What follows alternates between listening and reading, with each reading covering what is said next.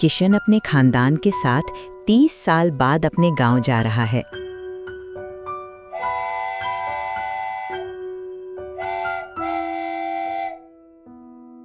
ठंड के कारण ट्रेन भी खाली थी।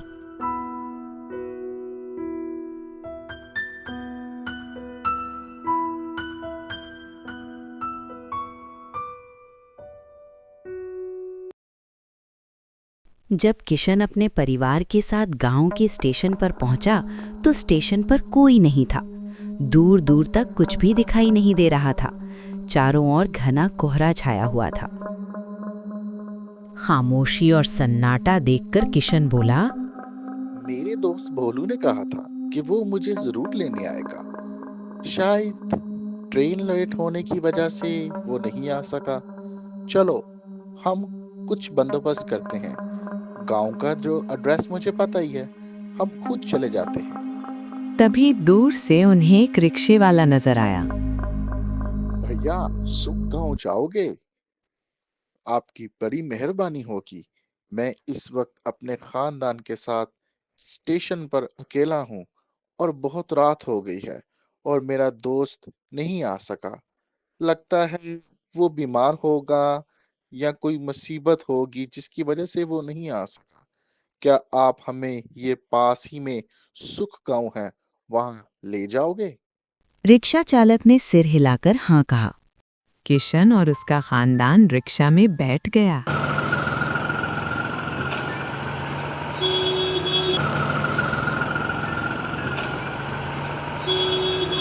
जब किशन और उसका खानदान अभिरक्षा में जा ही रहे तो बहुत ज्यादा तेज तूफान आना शुरू हो गया और तेज बारिश।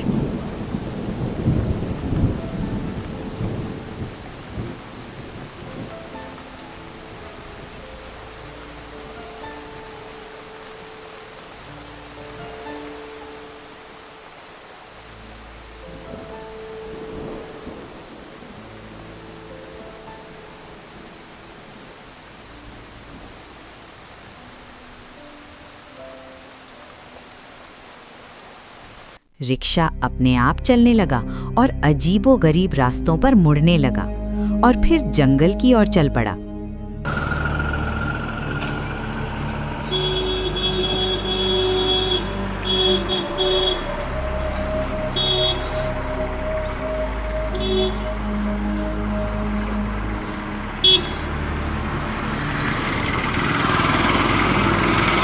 और अचानक से रिक्शा खुद से ही एक कुएं के पास जाकर रुक गया। फिर रिक्शा एक कुएं के पास से गुजरा और कुएं से अजीबोगरीब आवाजें आने लगी। अचानक किसी ने रिक्शा चालक को रिक्शा से बाहर खींच लिया और उसके गर्दन को लंबा खींच दिया।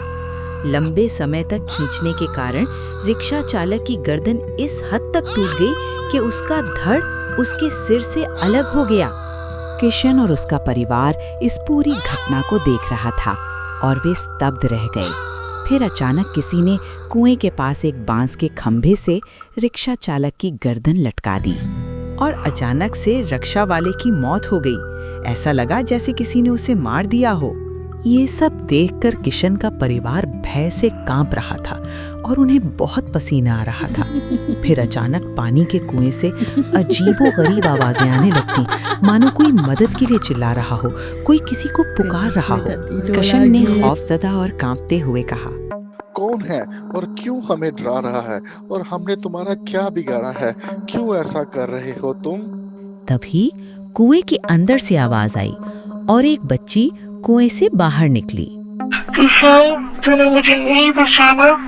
हाँ, इस दिन का मुझे बेसब्री से इंतजार था। आज मैं पूरे खानदान को खत्म कर दूंगी।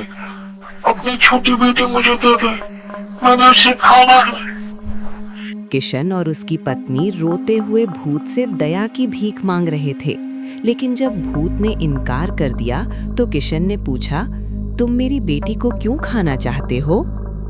जब मैं तेरी बेटी को खाऊंगा तब तुझे एहसास होगा कि जब किसी की बेटी किसी से जुदा होती है तो क्या गम होता है। लगता है तुझे याद नहीं। याद कर, मैं वही बच्ची हूँ, छोटी, जो कुएं में गिरी थी। कुछ याद आया?